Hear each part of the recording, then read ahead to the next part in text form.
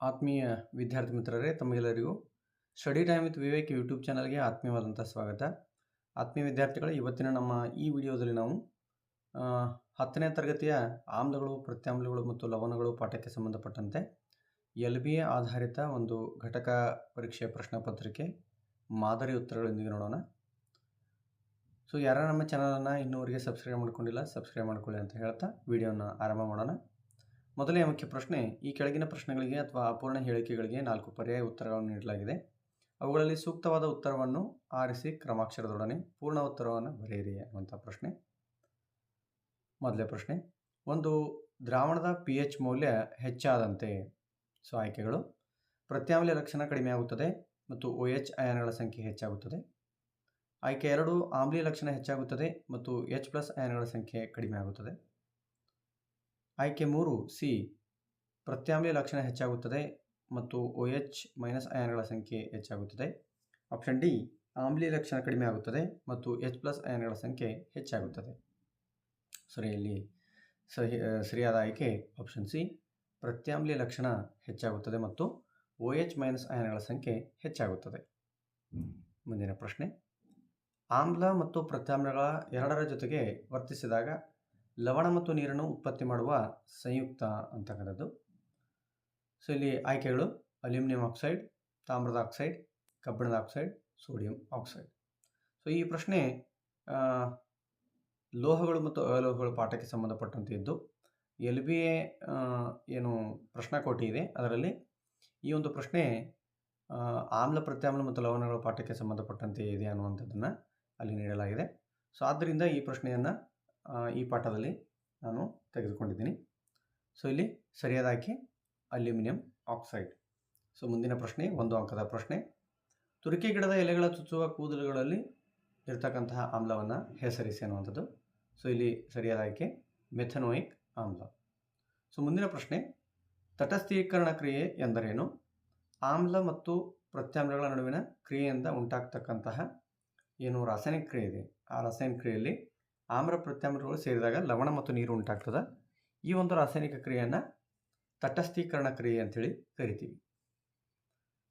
ಮುಂದಿನ ಪ್ರಶ್ನೆ: plaster of ಪ್ಯಾರಿಸ್ನ ಅಣುಸೂತ್ರ ಬರೆಯಿರಿ ಅನ್ನುವಂಥದ್ದು. ಸೊ ಪ್ಲಾಸ್ಟರ್ ಆಫ್ ಪ್ಯಾರಿಸ್ ಏನಿದೆ ಇದಕ್ಕೆ CaSO4 1/2 H2O ಅಂತಕ್ಕಂಥ ಸೂತ್ರ ಇದೆ. ಸೊ ಇನ್ನೊಂದು ಬರುತ್ತೆ ಜಿಪ್ಸಮ್ ಅಂತಕ್ಕಂಥದ್ದು, ಅದು CaSO4 2H2O ಅಂತ ಬರುತ್ತೆ. ಯಾವಾಗ ಪ್ಲಾಸ್ಟರ್ ಆಫ್ ಪ್ಯಾರಿಸ್ನಲ್ಲಿ ನೀರಿನ ಅಣುಗಳು ಸೇರ್ಕೊಳ್ತಾವ ಆವಾಗ ಅದು ಜಿಪ್ಸಮ್ ಆಗಿ ಪರಿವರ್ತನೆ ಆಗುತ್ತೆ. ಮುಂದಿನ ಮುಖ್ಯ ಪ್ರಶ್ನೆ 3: ಕೆಳಗಿನ ಪ್ರಶ್ನೆಗಳಿಗೆ ಉತ್ತರಿಸಿ. ಇದು 2 ಅಂಕದ ಪ್ರಶ್ನೆಗಳು. ಅದರಲ್ಲಿ ಮೊದಲೇ ಪ್ರಶ್ನೆ ವೈಜ್ಞಾನಿಕ ಕಾರಣವನ್ನು ಕೊಡಿ ಅಂತಕ್ಕಂಥದ್ದು. ಆಮ್ಲವನ್ನು ಸಾರಯುಕ್ತಗೊಳಿಸುವಾಗ ಆಮ್ಲನ್ನು ನೀರಿಗೆ ಸೇರಿಸಬೇಕು ಅನ್ನುವಂಥದ್ದು ಭಾಳಷ್ಟು ಇಂಪಾರ್ಟೆಂಟ್ ಆಗಿರ್ತಕ್ಕಂಥ ಒಂದು ಪ್ರಶ್ನೆ ಇದಾಗಿದೆ. ಸೊ ಇಲ್ಲಿ ತಾವು ಗಮನಿಸ್ಬೋದು, ಯಾವಾಗ ನಾವು ಆಮ್ಲಕ್ಕೆ ನೀರನ್ನು ಸೇರಿಸ್ತೀವಿ, ನೋಡ್ರಿ ಏನು ಆಮ್ಲಕ್ಕೆ ನೀರನ್ನು ನಾವು ಯಾವಾಗ ಸೇರಿಸ್ತೀವಿ, ಇದೊಂದು ತಪ್ಪಾದಂತಹ ಒಂದು ವಿಧಾನ. ಆಮ್ಲಕ್ಕೆ ನೀರನ್ನು ಸೇರಿಸುವುದರಿಂದ ಸೊ ಒಮ್ಮಿಂದ ಮೇಲೆ ಏನಾಗುತ್ತೆ ಅಂತಂದರೆ ರಾಸಾಯನಿಕ ಕ್ರಿಯೆ ಅತಿ ವೇಗವಾಗಿ ನಡೆದು ಅತಿ ಹೆಚ್ಚಿನ ಪ್ರಮಾಣದಲ್ಲಿ ಉಷ್ಣ ಉತ್ಪತ್ತಿ ಆಗುತ್ತೆ. ಉಷ್ಣ ಉತ್ಪತ್ತಿ ಆಗೋದ್ರಿಂದ ಏನಾಗುತ್ತೆ ಅಂತಂದರೆ ಆ ಒಂದು ಸಂಗ್ರಾಹಕ ಒಡೆಯುವಂಥ ಸಾಧ್ಯತೆ ಇರುತ್ತೆ. ಮತ್ತು ಯಾವಾಗ ನಾವು ಆಮ್ಲಕ್ಕೆ ನೀರನ್ನು ಸೇರಿಸ್ತೀವಿ ಆವಾಗ ಏನು ಉತ್ಪತ್ತಿ ಆಗುತ್ತೆ ಅದು ಹೊರಸಿಡಿದು ನಮಗೆ ಸುಟ್ಟ ಗಾಯಗಳು ಉಂಟಾಗುವಂಥ ಸಾಧ್ಯತೆ ಇರುತ್ತೆ. ಸೊ ಈ ಎಲ್ಲ ಕಾರಣಗಳಿಂದ ನಾವು ಆಮ್ಲಕ್ಕೆ ನೀರನ್ನು ಸೇರಿಸಬಾರ್ದು. ಸೊ ಹಾಗಾದರೆ ಏನು ಮಾಡಬೇಕಂತಂದರೆ ನೀರಿಗೆ ಆಮ್ಲವನ್ನು ಹನಿ ಹನಿಯಾಗಿ ನಿಧಾನವಾಗಿ ಕಲಕುತ್ತಾ ಏನು ಮಾಡಬೇಕು, ಅದನ್ನು ಸೇರಿಸಬೇಕು. ಸೊ ಮುಂದಿನ ಪ್ರಶ್ನೆ 3 ಅಂಕದ 3 ಪ್ರಶ್ನೆಗಳು. ಅದರಲ್ಲಿ ಮೊದಲೇ ಪ್ರಶ್ನೆ: ಸಾರಯುಕ್ತ ಸಲ್ಫ್ಯೂರಿಕ್ ಆಮ್ಲದೊಂದಿಗೆ ಸತುವಿನ ಚೂರುಗಳ ವರ್ತನೆ ಮತ್ತು ಉರಿಸುವಿಕೆಯ ಮೂಲಕ ಹೈಡ್ರೋಜನ್ ಅನಿಲದ ಪರೀಕ್ಷೆ ತೋರಿಸುವ ಉಪಕರಣದ ಜೋಡಣೆಯ ಅಂದವಾದ ಚಿತ್ರವನ್ನು ಬರೆದು ಭಾಗಗಳನ್ನು ಗುರುತಿಸಿ ಅಂತಕ್ಕಂಥದ್ದು. ಸೊ ತುಂಬ ಇಂಪಾರ್ಟೆಂಟ್ ಆಗಿರ್ತಕ್ಕಂತಹ ಚಿತ್ರ ಇದಾಗಿದೆ. ಮಕ್ಕಳು ಇದನ್ನೆಲ್ಲ ಚೆನ್ನಾಗಿ ತಯಾರಿ ಮಾಡಿಕೊಳ್ಬೇಕು. ಸೊ ಮುಂದಿನ ಪ್ರಶ್ನೆ: ಪ್ರಬಲ ಆಮ್ಲ ಎಂದರೇನು? ಹಲ್ಲಿನ ಸವೆತ ಹೇಗೆ ಉಂಟಾಗುತ್ತದೆ ವಿವರಿಸಿ, ಇದನ್ನು ಹೇಗೆ ತಡೆಗಟ್ಟಬಹುದು ಅನ್ನುವಂಥದ್ದು. ಸೊ ಪ್ರಬಲ ಆಮ್ಲ ಅಂತಕ್ಕಂಥದ್ದು ಯಾವ ಆಮ್ಲವನ್ನು ನೀರಿಗೆ ಸೇರಿಸಿದಾಗ ಅತಿ ಹೆಚ್ಚಿನ ಪ್ರಮಾಣದಲ್ಲಿ H+ ಅಯಾನುಗಳನ್ನು ಉತ್ಪತ್ತಿ ಮಾಡ್ತದೆ ಆ ಒಂದು ಆಮ್ಲಕ್ಕೆ ಪ್ರಬಲ ಆಮ್ಲ ಅಂತೇಳಿ ನಾವು ಕರಿತೀವಿ. ಇನ್ನು ಹಲ್ಲಿನ ಸವೆತ ಹೇಗೆ ಉಂಟಾಗುತ್ತದೆ ವಿವರಿಸಿ ಅಂತಕ್ಕಂಥ ಪ್ರಶ್ನೆ ಇದೆ. ಸೊ ನಾವು ಆಹಾರವನ್ನು ಸೇವಿಸಿದ ನಂತರ ಆಹಾರದ ಕಣಗಳು ನಮ್ಮ ಹಲ್ಲಿನ ಮೇಲೆ ಉಳಿದುಕೊಂಡು ಬ್ಯಾಕ್ಟೀರಿಯಾಗಳ ಬೆಳವಣಿಗೆ ಅಲ್ಲಿ ಹೆಚ್ಚಾಗ್ತದೆ. ಯಾವಾಗ ಬ್ಯಾಕ್ಟೀರಿಯಾಗಳು ಆ ಒಂದು ಆಹಾರದ ಮೇಲೆ ರಾಸಾಯನಿಕ ಕ್ರಿಯೆಯನ್ನು ಮಾಡ್ತವೆ ಆವಾಗ ಆಮ್ಲ ಉತ್ಪತ್ತಿ ಆಗುತ್ತೆ.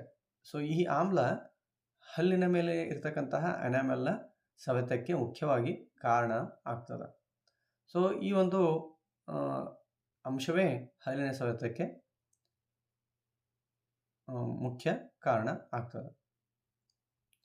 ಇದನ್ನು ತಡೆಗಟ್ಟತಕ್ಕಂತಹ ವಿಧಾನ ಏನು ಅಂತಂದರೆ, ಸೊ ಈ ಏನು ಆಮ್ಲೀಯ ಪದಾರ್ಥ ಉತ್ಪತ್ತಿಯಾಗಿರ್ತದೆ ಬ್ಯಾಕ್ಟೀರಿಯಾ ರಿಯಾಕ್ಷನ್ದಿಂದ, ಸೊ ಅದನ್ನು ತಟಸ್ಥಗೊಳಿಸಲಿಕ್ಕೆ ನಾವು ಪ್ರತ್ಯಾಮ್ಲೀಯ ಪೇಸ್ಟನ್ನು ಬಳಸಬೇಕಾಗ್ತದೆ.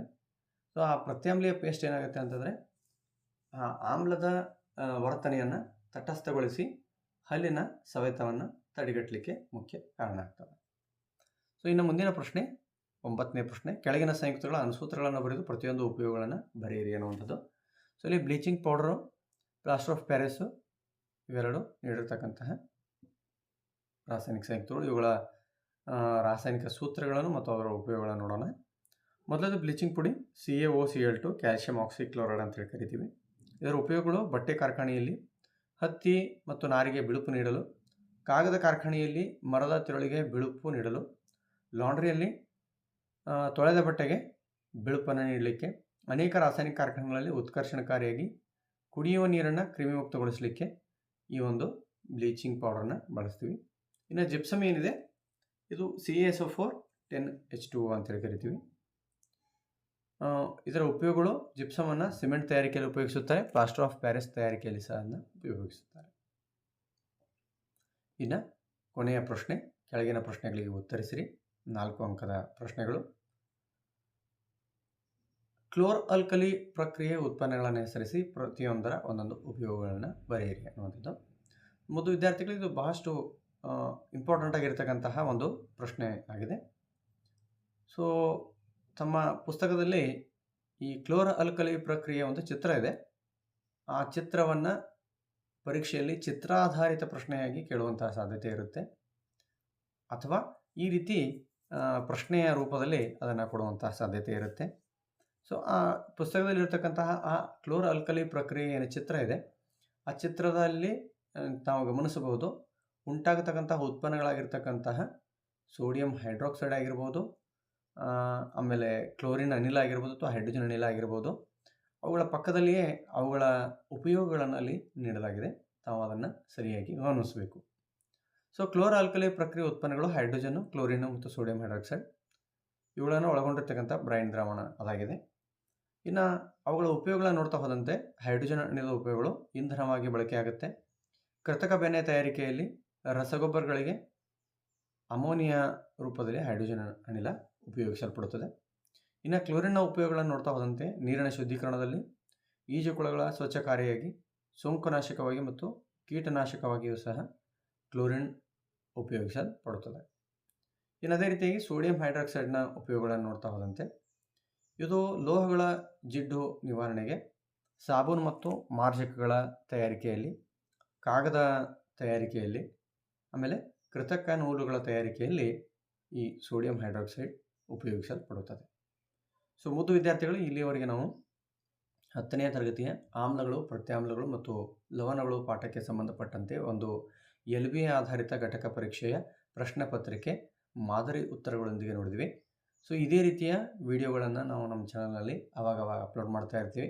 ಸೊ ಮುಂದಿನ ಒಂದು ವಿಡಿಯೋಗಳಲ್ಲಿ 8ನೇ ತರಗತಿಯ, 9ನೇ ತರಗತಿಯ, 10ನೇ ತರಗತಿಯ ವಿಜ್ಞಾನ ವಿಷಯಕ್ಕೆ ಸಂಬಂಧಪಟ್ಟಂತೆ LBA ಆಧಾರಿತ ಘಟಕ ಪರೀಕ್ಷೆಗಳು ಪ್ರಶ್ನೆ ಪತ್ರಿಕೆ ಮಾದರಿ ಉತ್ತರಗಳೊಂದಿಗೆ ಹಾಕ್ತೀವಿ. ಆಮೇಲೆ ಬೇರೆ ಸಬ್ಜೆಕ್ಟ್ಸ್ಗಳು ಸಹ ಇಂಗ್ಲೀಷು, ಕನ್ನಡ, ಹಿಂದಿ, ಸಮಾಜ ವಿಜ್ಞಾನ, ಗಣಿತ ಈ ವಿಷಯಗಳಿಗೂ ಸಂಬಂಧಪಟ್ಟಂತೆ ನಮ್ಮ ಚಾನಲ್ನಲ್ಲಿ ನಾವು ವಿಡಿಯೋಗಳನ್ನು ಅಪ್ಲೋಡ್ ಮಾಡ್ತಾ ಇರ್ತೀವಿ. ತಾವು ಅದರ ಸದುಪಯೋಗವನ್ನು ಪಡ್ಕೊಳ್ಬೇಕು ಅಂಥೇಳಿ ಆಶಯವನ್ನು ವ್ಯಕ್ತಪಡಿಸ್ತಾ ವಿಡಿಯೋನ ಇಲ್ಲಿಗೆ ಮುಕ್ತಾಯ ಮಾಡ್ತಿದ್ದೀನಿ. ಟೇಕ್ ಕೇರ್, ಬಾಯ್ ಬಾಯ್.